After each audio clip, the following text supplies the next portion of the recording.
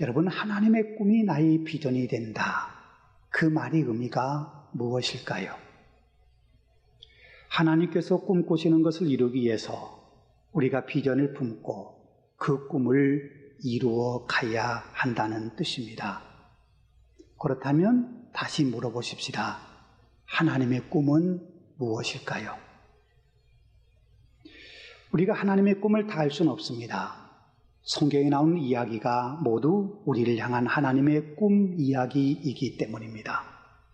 그 중에서 가장 중요한 두 가지만 생각해 봅니다. 그 첫 번째는 하나님께서는 당신이 창조하신 모든 민족이 다 복을 받는 걸 원하십니다. 하나님께서 당신이 창조하신 모든 민족, 모든 사람이 다 복을 받고 그 복을 누리기를 원하십니다. 그 꿈을 위해서 하나님께서 아브라함을 부르셨지요. 그리고 아브라함을 부르실 때 이렇게 말씀하십니다. 땅의 모든 족속이 너로 말미암아 복을 얻을 것이니라. 아브라함을 통해서 하나님께서는 세상의 모든 민족, 모든 사람이 복을 받기를 원하신다고 말씀하십니다.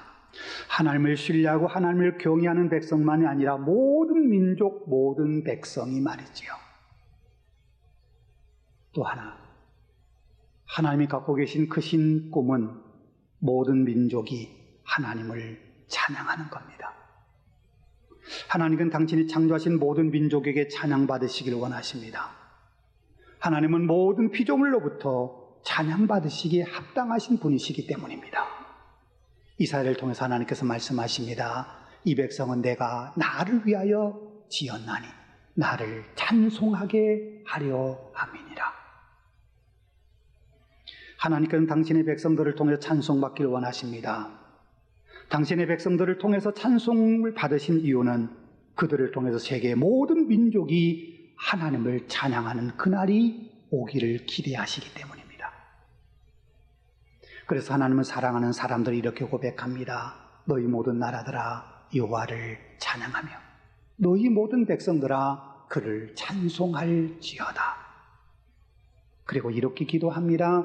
하나님이여 민족들이 주를 찬송하게 하시며 모든 민족이 주를 찬송하게 하소서. 하나님을 찬송한다는 것은 곧 하나님을 예배하는 것입니다. 하나님은 찬양받으시기에 합당하신 분이시며 동시에 모든 만군에게 경배받으셔야 할 분입니다. 하나님을 사랑했던 다윗은 이렇게 노래하지요. 땅의 모든 끝이 여호와를 기억하고 돌아오며 모든 나라의 모든 족속이 주의 앞에 예배하리니. 하나님을 알지 못하는 자들이 하나님께로 돌아오고 하나님의 통치를 받은 세상의 모든 나라 모든 백성들이 하나님께 예배하는 그날이 오기를 소망하고 기도한다는 내용입니다. 그래요, 우리를 향하신 하나님의 꿈은 세상 모든 민족이 복을 받는 것이고 세상 모든 민족이 하나님을 찬양하는 것이며 세상 모든 백성이 하나님 앞에 무릎을 꿇고 그분 앞에 그분의 이름을 높이며 그분에게 예배하고 경배하는 겁니다. 하나님은 그 꿈을 이루시기 위해서 오늘 우리를 먼저 당신의 백성으로 선택하셨습니다. 우리에게 먼저 복을 주신 이유는 우리가 복의 통로가 되어 세상으로 하나님의 그 복이 흘러가도록 하시기 위함입니다. 아브라함을 통해서 모든 민족이 복받기를 원하셨던 것처럼 말이지요. 하나님께서요, 우리를 먼저 죄로부터 구원하여 하나님을 찬양하게 하신 것은 우리가 찬양하는 그 모습을 통해서 세상 모든 민족이 하나님을 찬양하는 그 일에 함께 하도록 하시기 위해서입니다.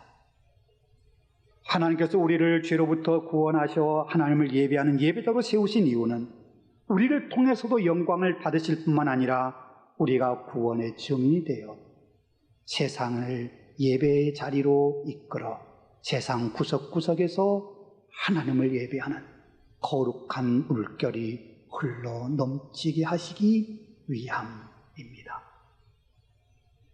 그럼 이제 우리 다시 물어야 합니다.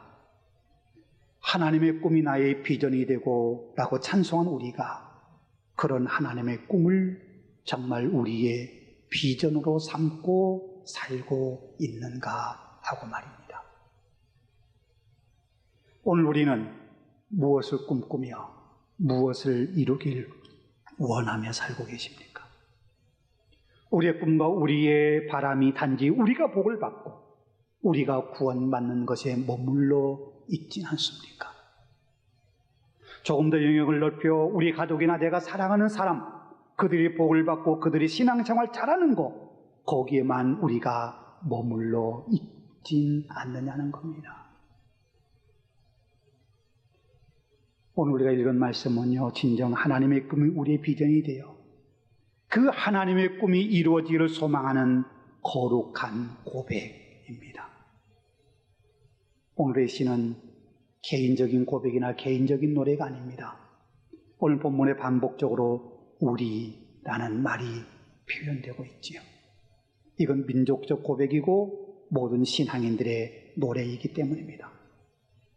모든 민족이 주를 찬송하게 되기를 기도하고 있습니다. 그것이 하나님의 꿈이기 때문에요. 그 하나님의 꿈이 우리를 통해서 이루어지기를 원한다는 고백이 오늘 본문의 이야기입니다. 오늘의 시는 먼저 우리에게 은혜를 베푸시고 복을 주시기를 소망한다는 말로 시작합니다. 하나님은 우리에게 은혜를 베푸시고 복을 주시고, 우리는 하나님의 은혜로 사는 사람들입니다. 하나님의 은혜가 아니면 살아갈 수 없는 존재들입니다. 또한 복도 마찬가지입니다. 우리는 하나님께 복 받기를 기도하지만 사실요, 우리가 받은 복은 너무나도 많습니다. 어쩌면 우리가 주신 복 다 누리지 못할 만큼 하나님은 우리에게 너무 많은 복을 주셨습니다. 오늘 우리가 살아가는 것은 하나님께서 우리에게 복을 주셨고 그 복을 누리고 있기 때문입니다. 그런데 오늘 본문 마지막은 이렇게 마무리됩니다. 하나님이 우리에게 복을 주시리니 땅의 모든 끝이 하나님을 경외하리로다. 하나님께서 우리에게 복을 주시면서 땅 끝의 모든 것이, 세계의 열방이 하나님을 경외하게 되기를 소망하고 있다는 아름다운 고백을 합니다. 이것은 아브라함이 하신 말씀과 같은 맥락입니다. 하나님께서는 아브라함에게 내가 너에게 복을 주어 너로 말미암아 땅의 모든 민족이 복을 받게 될 것이라고 말씀하셨지요. 하나님께서 아브라함에게 복을 주신 것은 그가 복을 받아 자기만 잘 살고 자기만 행복하게, 그 행복을 복을 누리며 살기 원하셨기 때문이 결코 아닙니다. 그로 말미암아 모든 족속, 모든 민족이 복을 받기 원해서 내가 너에게 복을 준다고 말씀하십니다. 오늘 본문도 그렇습니다. 하나님께서 우리에게 복을 주신 이유는 땅의 모든 백성이 하나님을 노래하고 찬양하고 하나님께 예배하게 하기 위해서라고 말하고 있는 겁니다. 그렇다면 여러분, 우리가 얼마나 많은 복을 받아야 우리를 통해 세계 열방이 복을 받게 할 수 있을까요? 우리가 세계 열방이 얼마만큼 많은 복을 나누어야 우리의 모습을 보고 많은 사람들이 하나님을 찬양하고 하나님을 예배하는 자리에 오게 되는 걸까요? 예수님께서 죽은 나사로를 살리신 것처럼 죽은 사람을 살리는 정도 그런 기적을 보여주어야 열방이 하나님을 찬양할 수 있는 것일까요? 이와 같이 엄청난 재산을 가지고 많은 가난한 사람들을 도와주어야 그런 우리의 도움을 받은 사람들이 좋으신 하나님 앞에 와 무릎 꿇고 예배할 수 있게 되는 걸까요? 그렇게 남들이 부러워할 만한 엄청난 기적을 일으키거나 엄청난 희생이나 수고를 해야 그런 우리의 모습을 보면서 세상 사람들이 하나님을 예배하고 찬양한다면 하나님께서 분명 우리에게 그만큼의 복을 주셨을 겁니다. 그게 하나님의 꿈을 이루는 방법이라면 말이지요. 그런데 하나님께서 당신의 꿈을 이루시는 방법은 그렇지 않습니다. 오늘 본문에서요, 모든 민족이 주를 찬송하고 땅의 모든 끝이 하나님을 경외하는 역사를 이루기 위해서 우리에게 요구되는 것, 그것은요, 남들이 부러워할 만큼 많은 복을 받는 게 아닙니다. 그렇게 말씀하지 않습니다. 오늘 보면 우리에게 두 가지를 요구하십니다. 그 첫 번째는 우리가 즐겁고 기쁘게 노래하며 사는 겁니다. 3절에서요, 하나님의 민족들이 주를 찬송하게 하시며 모든 민족으로 주를 찬송하게 하소서라고 기도한 후에 4절에서 이렇게 말씀하잖아요. 온 백성이 기쁘고 즐겁게 노래할지니. 하나님의 백성이 기쁘고 즐겁게 노래하며 사는 모습을 통해서 민족들이 주를 찬송하게 되기를 원한다고 고백하고 있는 겁니다. 여러분, 그렇습니다. 우리에게 베푸신 하나님의 은혜와 복으로 인해서 우리의 마음에는 기쁨과 즐거움이 있습니다. 내게 베푸신 은혜가 얼마나 큰지, 나를 사랑하신 하나님의 사랑이 얼마나 놀라운지를 아는 사람은 그의 마음속에 하늘의 기쁨을 안고 살아갈 수밖에 없지요. 그러면 우리의 입술에는 찬양의 소리가 가득하게 될 거고요. 그런 우리의 모습이 세상 사람들에게는 생경할 것입니다. 세상이 주는 기쁨은 조건 속에 있기 때문에요. 일이 잘 풀리거나 물질적으로 풍요로울 때, 내가 무언가 원하는 것을 얻거나 이루었을 때, 누군가에게 칭찬받고 인정받을 때 우리는 기뻐합니다. 그게 세상의 방식입니다. 그러나 신앙인이 누리는 기쁨은 그렇지 않습니다. 신앙이 누리는 기쁨은 그럼에도 불구하고의 기쁨입니다. 일이 잘 풀리지 않았음에도 불구하고, 내 뜻대로 되는 일이 없음에도 불구하고, 사람들에게 자랑할 만한 것 하나도 갖지 않았음에도 불구하고 내 안에는 기쁨이 있고 그 기쁨으로 인하여 우리는 노래할 수 있다는 게 신앙인의 기쁨입니다. 우리가 잘 아는 사도 바울은요, 빌립보에서 복음을 전하다가 귀신 들린 년 고쳐주었다는 것 때문에 감옥에 갇히는 어려움을 겪잖아요. 심한 매질을 당하고 자꾸에 채워져 깊은 감옥에 갇혀야 했습니다. 하나도 잘못한 것 없는데, 하나님이 가라고 하셔서 왔는데, 그리고 복음을 전하다가 귀신 들린 여인, 고통당한 여인을 고쳐줬을 뿐인데, 사도 바울은 그런 시련의 현장 속에 들어간 겁니다. 한편 생각하면 억울할 겁니다. 왜 내게 이런 일이 일어날까 이해할 수 없을 것만 같습니다.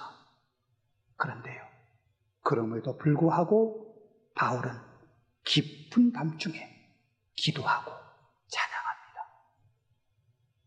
조그만 소리로 읊조리며 찬양한 것이 아니라 주변의 다른 죄수들이 다 들을 수 있을 정도로 큰 소리로 하나님을 찬양했습니다.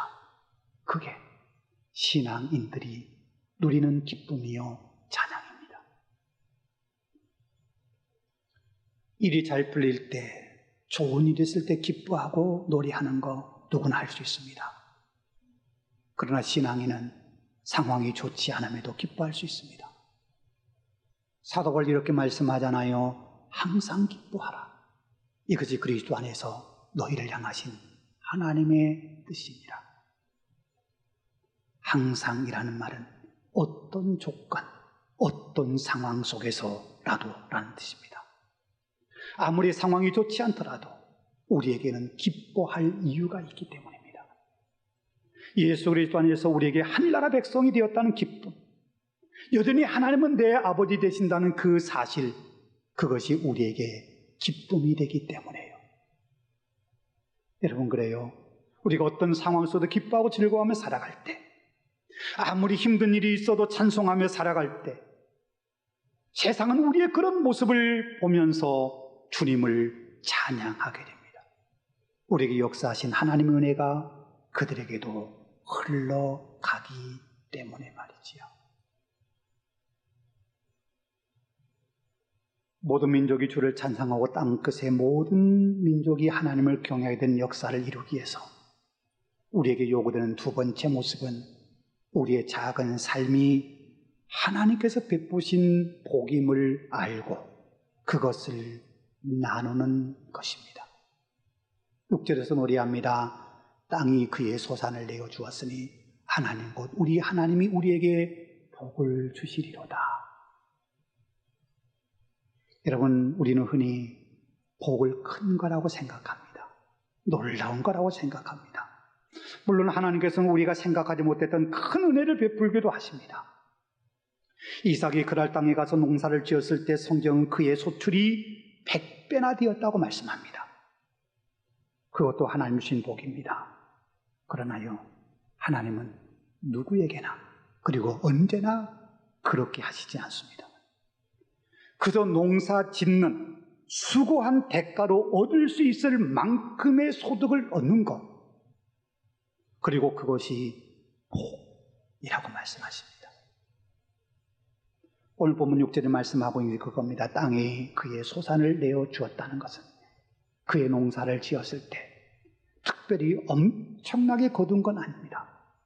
그냥 기대한 것만큼, 평소에 기대한 것만큼 얻었을 뿐입니다. 그리고 수고에 얻어진 것, 어쩌면 그냥 자연스럽게 누구나 얻는 그것을 신앙의 고백으로 하나님께서 우리에게 복을 주셨구나 라고 노래하는 겁니다. 그래서 성경이 말하는 복은요, 어떤 특별한 걸 말하지 않습니다. 우리가 일상에서 겪어내는 소소함, 우리가 땀 흘려 일한 만큼 얻어내는 평범함, 무탈하게 하루를 살아가는 당연함, 그런 것들의 말로 하나님께서 우리에게 주신 복이라고 성경은 이야기합니다. 그래서 시편 128편에서는 이렇게 노래합니다. 여호와를 경외하며 그의 길을 걷는 자마다 복이 있도다. 내가 내 손이 수고한 대로 먹을 것이라 내가 복되고 형통하리로다. 하나님을 경외하며 그 믿음의 길을 걷는 사람은 복된 사람입니다. 그에게 하나님 주신 복이 있습니다. 수고한 대로 먹는 겁니다. 수고한 대로 먹는 것, 그것이 복이고 그것이 형통이라고 말합니다. 로또에 당첨된 것처럼 일확천금을 얻는 것이 복이라고 말씀하지 않습니다. 남들이 이루지 못한 엄청난 무언가를 이루는 것이 복이라고 말씀하지 않습니다. 불치병이 치유되고 막힌 담을 뛰어넘는 것만이 복이라고 말씀하지 않습니다. 우리가 평범하게 식탁에 둘러앉아 식사를 나누는 일상의 그 삶, 평범한 그 삶, 그 일상이 복이라고 말씀하고 있는 겁니다. 그것을 복으로 알고 감사하며 살아갈 때 그런 우리의 모습이 하나님의 살아계심을 세상에 증거하는 거룩한 선교의 통로가 되는 겁니다. 세상은 참 욕심이 많습니다. 자신이 노력한 것보다 더 많이 얻는 걸 복이라고 말합니다. 노력하지 않고도 좋은 성적을 내는 것, 내가 사는 아파트가 몇 년 사이 크게 올라 더 좋은 아파트로 이사하는 것, 이런 것을 기대하고 이런 걸 복이라고 말합니다. 그래서 성경은요, 우리가 수고한 대로 먹는 게 복이고 그게 형통한 길이라고 말씀하십니다. 내가 수고한 대로 소산을 얻고 내가 수고한 대로 내 손에 쥐어지는 거, 그게 하나님의 복이라고 말이지요. 그런 하나님의 은혜가 우리에게 얼마나 큰 복인지 깨닫고 그 복을 누리며 살아가는 사람, 그를 통해서 하나님께서 당신의 꿈, 당신의 역사를 이루어 가시는 겁니다. 여러분, 하나님께서는 우리를 통해서 열방이 주를 찬양하고 세상 모든 민족이 주님 앞에 예배하는 그날을 기대하고 계십니다. 여러분, 고된 오케스트라가 연주하는 그 모습 혹 보신 적이 있으십니까? 온 천지를 흔들 것 같은 웅장한 소리를 내며 연주하는 그 모습, 상상만 해도 감동이 됩니다. 거대한 오케스트라가 연주하는 그 모습도 웅장할진데 지구촌 구석구석에서 하나님을 찬양하는 소리가 높이 높이 울려 퍼질 때 그 모습을 바라보시는 하나님의 마음이 얼마나 흐뭇해하실까요? 요한계시록에서는요, 하늘나라에서 벌어지는 음악회를 이렇게 설명합니다. 보좌와 생물과 장로들을 둘러선 많은 천사의 음성이 있으니 그 수가 만만이요 천천이라. 큰 음성으로 이르되 죽임당하신 어린 양은 능력과 부와 지혜와 힘과 존귀와 영광과 찬송을 받으시기에 합당하도다 하더라. 여러분, 얼마나 웅장한지 상상이 되십니까? 그 수가 만만이요 천천이라는 표현은 어마어마한 숫자라는 겁니다. 그 어마어마한 숫자가 하나님을 찬양합니다. 예수님을 소리 높여 찬양합니다. 하늘에서는 이런 찬양 소리가 울려 퍼지고 땅에서는 열방이 하나님을 소리 높여 찬양한다면 그 모습이 하나님께 얼마나 기쁨이 되겠습니까? 그것이 하나님의 꿈입니다. 그 꿈을 이루기 위해서 하나님께서 우리를 먼저 부르셨습니다. 그리고 우리에게 기쁨을 주십니다. 예수 우리를 통해서 죄에서 구원하여 하늘 백성 되게 하시고 하늘나라를 가슴에 품고 살아가는 거룩한 삶을 살게 하십니다. 우리의 삶은 평범합니다. 그냥 평범한 일상이지만 그 일상에서 그 하늘의 평안과 기쁨을 누리며 살아가는 마음 깊이에서 하나님을 찬양하도록 우리의 삶에 은혜를 주시는 겁니다. 여러분, 특별한 거 없어도 괜찮습니다. 그저 평범한 일상이면 족합니다. 아니, 때로는 고난과 시련의 때일지라도 힘들고 어려움이 있을지라도 그럼에도 불구하고 우리는 기뻐하며 감사하고 살 수 있습니다. 그저 평범한 일상을 기쁨과 감사함으로 하나님께 주신 복임을 알고 그 복을 누리고 살아가는 우리의 평범한 삶을 통해서 하나님은 당신의 꿈을 이루어 가시길 원하십니다. 우리도요, 온 세상에 주의 영광 가득한 그날, 열방이 하나님을 찬양하는 그날이 이루어지도록 기도하며 평범하지만 그 복을 누리며 살아가십시다. 우리를 통해 열방이 찬양하는 그날이 오도록 기도하며 말입니다.